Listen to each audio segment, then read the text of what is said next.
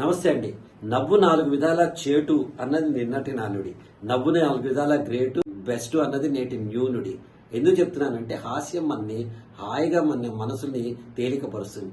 చక్కగా పచ్చకల్లో నుంచుని ఒక 2 గంటల పాటు నవ్వుకుంటే ఎంతటి కష్టమైనా పోతుంది అని జంజాల్ గారు చెప్పేవాళ్ళు. అందుకనే నవ్వటం ఒక భోగం, నవ్వించలేకపోవటం రోగం అని కూడా ఆయన అంటూ ఉండేవారు అన్నమాట. అటువంటి మంచి ఛానల్, మంచి కుటుంబానికి హెల్తీ కామెడీ అంటారు కదా, అటువంటి కామెడీని అందించే మురళీ ఆర్ట్స్ ఛానల్ని మీరు సబ్స్క్రైబ్ చేయండి. మురళీమోహన్ గారు నాకు ఎన్నో ఏళ్ల నుంచి మిత్రుడు. మేము కలిసి ఎన్నో ప్రోగ్రామ్స్ చేసాం. మంచి హాస్యం కోసం, సరదాగా నవ్వుకోవడం కోసం మీరు ఎప్పుడంటే అప్పుడు మురళీ ఆర్ట్స్ని మీరు సబ్స్క్రైబ్ చేసి అనండి. అంతేగా మురళీ ఆర్ట్స్ ఛానల్ని మీరు సబ్స్క్రైబ్ చేయండి.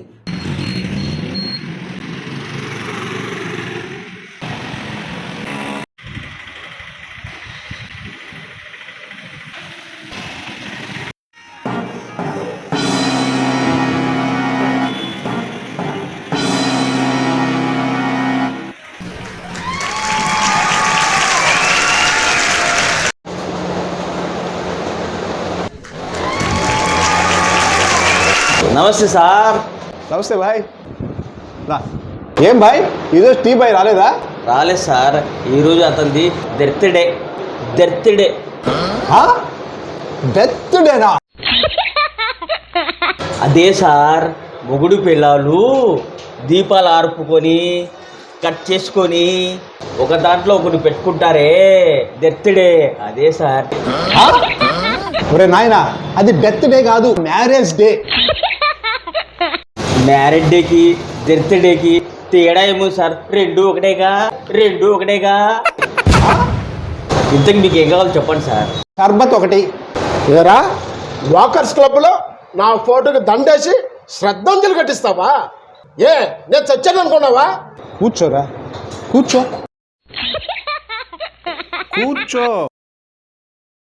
రేయ్, ప్రతిరోజు నువ్వు వాట్సాప్లో, ఫేస్బుక్లో hi friends, good morning friends అటు పోస్ట్ పెట్టేవాడు కదా. అవును. 15 రోజుల నుంచి నువ్వు వాట్సాప్లో, ఫేస్బుక్లో పోస్ట్ పెట్టకపోతే నువ్వు చచ్చిపోయినావేమో అని అనుకొని నీ ఫోటోకి దండేసి దండం పెట్టుకున్నాను రా.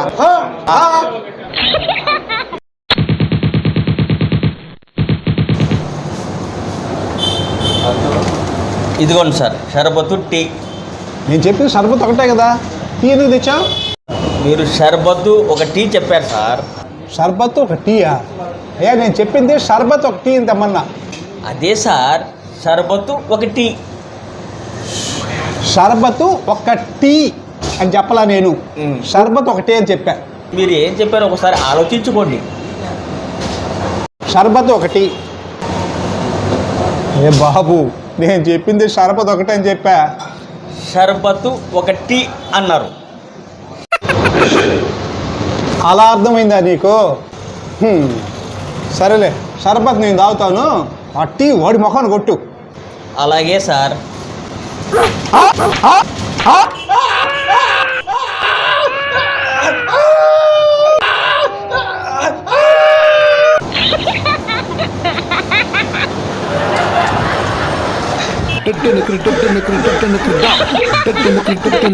మురళీ ఆర్ట్స్ ఛానల్ని మీరు సబ్స్క్రైబ్ చేయండి.